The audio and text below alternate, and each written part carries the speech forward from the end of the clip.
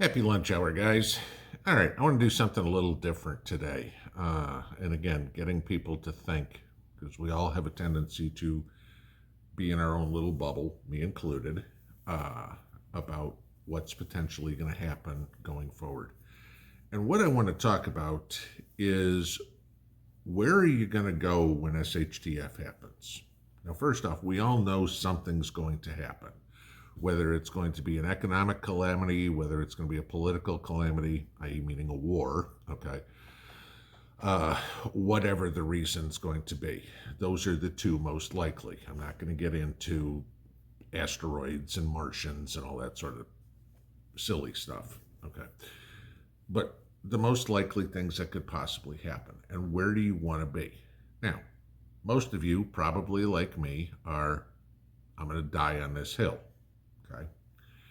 That's all fine and dandy, but like I've said many times, the Chinese come over the hill or the forest goes up on fire. I got to go somewhere. I'm not going to stand here and burn to death, okay? So it comes to the point of where do you want to go? Where do you want to be? And especially if you're thinking about maybe somebody's still looking at relocating, okay? God knows we know enough people are moving from the Northeast, from moving from Chicago, from moving from the West Coast somewhere else. So I want to kind of go through the map of the United States, and we're going to draw on here places to avoid, which will eventually get us to where we want to be. So we're going to start using this map, just a blank map, and go from here. Now, we can see on here, map I chose, kind of, I don't want to say it's topographic, but it'll give you an idea a little bit more where's fertile land, where's desert land, et cetera, et cetera, et cetera. So the first thing we want to look at, in my opinion at least, and this again is all my opinion, take it with a grain of salt, take it as you see fit.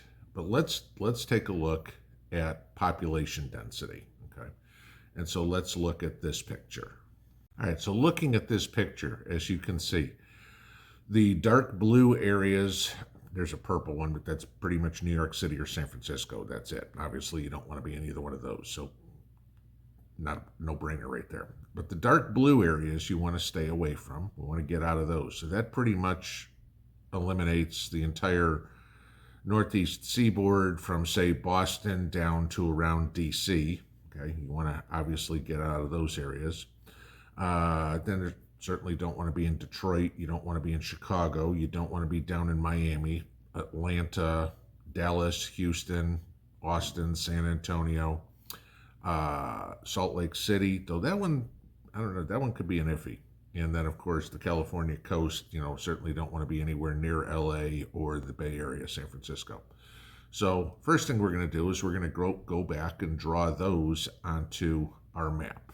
All right, so after taking a little art class, if you will, best I can on a computer, this is what we get. This is just starting where places to avoid, to get out of. Okay, so the next step after getting away from heavy-duty population centers is going to be where you have access to life's necessities, i.e. food and water. Okay, and we want to eliminate the places where there isn't water. That doesn't do you any good. And we want to eliminate the places where there isn't a good chance to raise and or grow food in an SHTF situation. And I want to remind you this is what I'm talking about. There is no city water. There is no electricity. There's no pumps. There's no nothing, okay? So you're going to have to do this all by hand. So what that does is pretty much eliminates the Rocky Mountains, the low desert, and the high desert, all of the western half of the United States. And again, that kind of ties in with why population is so much lower there than it is here and has been throughout the history of the country, is because there aren't the resources to feed the population. So if we take out all of the places where it's not going to be as possible, okay, still some people will be able to do it, don't get me wrong. This is what we're left with. So now we have eliminated a good chunk, probably about a third of the United States. All right. So the next thing that brings us into is weather. Okay. Where do you want to be? Again, no power, no heat. You're going to be heating with wood. I mean, a lot of us talk about wood stoves, et cetera, et cetera. But there are only so many trees and there's only so much population. And I want you to think about this. This is the other part. Remember, all the people that are in New York City, in Boston, in Chicago, in Dallas, whatever, they're going to be going somewhere too. So that is going to increase the population of any given area, which is going to decrease the resources. If you've got a population right now of 1,000 people in an area and you're burning trees for wood, now that population is 10,000, you're going to need to burn a whole lot more trees, which is going to reduce it for everybody. So we want to get into a situation here where let's look at what is going to be a climate that is not deadly. So we're going to eliminate a lot of that. All right, so after taking out where the climate may not exactly be good for us, we've now eliminated 2/3 of the country, and this is what we wind up with, okay, where we might want to be, or where you could possibly have to go to survive, right? And as we look, now we're looking at a lot of the South and the West Coast. So now let's look at the next part. Where could it be dangerous because of invading forces? Let's put it that way if we go into a war. So now we need to take out borders. So let's take a look at that. Very quickly, the United States becomes very small. Okay, mind you, there's 335 million people in the United States right now. This is what's left. Take a look at this map. Can you imagine 335 million people living in these spaces? There's going to be a whole lot of people who are already there, who are not going to be exactly welcoming for outsiders to be coming in. I mean, when you start having to go inland in Washington, Oregon, California, okay. But then you still have the big cities too, So, I mean, we could look at Oklahoma City, we could look at Little Rock, we could look at Jackson, Mississippi, Nashville, Montgomery, Alabama, pick something here. There's still going to be pockets in the good area that are not going to be good to be in. We already know those cities are all extremely blue as is. So that's going to spread the people out even further. This is something to take a look at and start considering, because if you've got to get out, where are you going to go? And saying you live in Minnesota, I'm going to Iowa.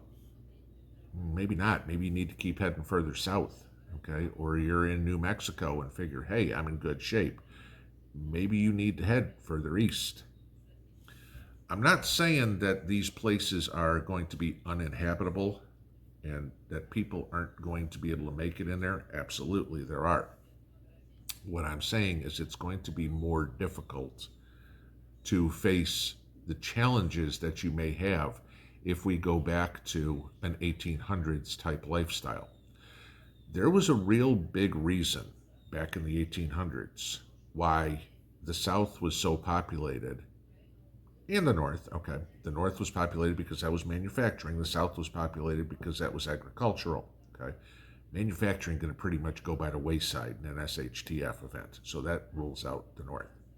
The West wasn't populated much at all because it was very difficult to survive out there. Sure, the gold rush got people going, but I don't think we're going to be worried about a gold rush this time. People are going to be more in survival mode, which means staying warm and eating. And when you look at a map of the United States, there ain't a whole lot left. Imagine the population density where you are now. Let's say you live in the area that's still green, such as I do. 19,000 people in my county. I can't imagine what would happen if that went up tenfold and we had 190,000 people in my county. It probably wouldn't go over too well here. Just saying. I'm no expert on this, it's just my thoughts, but I've lived in 13 different states all over the country throughout my life. East Coast, Midwest, West Coast, Rocky Mountains, whole 9 yards, down south. And there's different places have different challenges. Just want you to pay attention to that one, because if there comes a time that you need to leave, you might need to give it some thought now as what direction I'm heading and how am I going to get there, because it sure as hell ain't going to be on the interstate.